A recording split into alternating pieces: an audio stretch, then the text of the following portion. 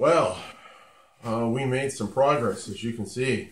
We now have a real bowling ball pin shape, and I'm sorry, I can't show the whole process of everything that we went from when I showed you last time of how I was doing it to this, because the video is just so long.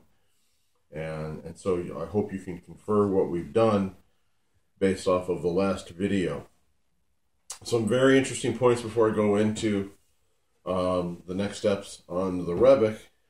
We did mention about making a board of some type of to secure the device, and so this was my idea. Star pattern cut into a 1/2 inch piece of plywood, just some chalks with some 1/4 inch wing nuts, and you can see it really locks it in there, at least for working on the back, and it doesn't move around. And we can use the same thing from underneath to put boards to lock it down into a vise, or when I'm in my basement, I just clamp it down to the counter, to my workbench at home, because I can do that. So really awesome. If you're going to do anything like this, start with this first. Because, oh, and I can take this out of here if I want, so it doesn't hold it that secure. So much better than working a vise. The thing that would be a little difficult is to clamp it in here standing up like this or like this, but with some experimental lumber, you can find a piece of wood to stand up against these chalks and lock it in there, just like we did the vise, without having to put any marks on the rebec. So excellent. Anyway, excessive enthusiasm in chopping down the block to the shape of the rebec has gotten me in trouble, and the trouble shows its ugly head in flat spots where there needs to be curves. Here's a flat spot. There's a big one here. And then if you look here, you can see that there's some misforming. I was a little too aggressive here, not as aggressive here. So how do we address that? Because I think everybody gets some of that, no matter how you do it, if you're not working with any type of guided cutting devices. The first thing, any luthier has small planers, and the more delicate the piece, the more saw. I've seen ones that are that small before.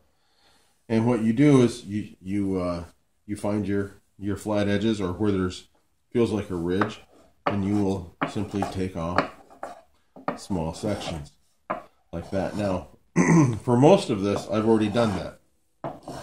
There are, you can see here, little facets. As I move the board, you should see the light catch. Maybe you can see the light catch. There's all these tiny little edges over here where I've already done this with. You can see the shadow here. Let me turn this. It's actually pretty easy to see. You can see this line right there. Should be fairly prominent. And I'm just going to start to take those down with that. And then once I'm done with that, I'm going to use a rasp to actually do a little more shaping.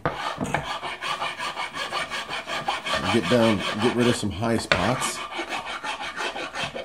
and contour the high spots into the flat spots. Dilemma: how done is done, because you can make this absolutely as perfect as you want it to.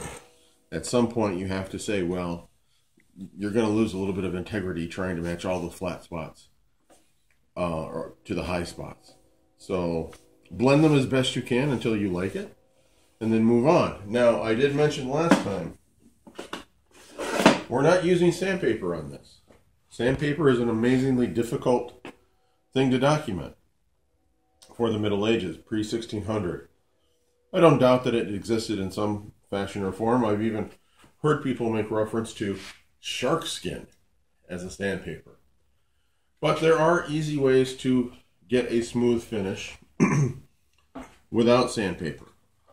One, there's absolutely no reason you can't use varying degrees of rough stones that are the desired shape that you want. We did an experiment with a knife sharpening stone that was probably I don't know, what was that, a 2,000, maybe 3,000 grit sandstone, like, and it shined the wood right up, just as smooth as if you had used 800 grit sandpaper. Another piece of equipment, if you're a luthier, you gotta get good scrapers. A small pack of them cost maybe $14, $15. Super high end with a lot of different contours and shapes will run you $20, $30. They usually have a little burr on the edge, and since you're using them with wood, that burr lasts a long time. It's real easy to put the burr back on. But essentially, I'm finding a high spot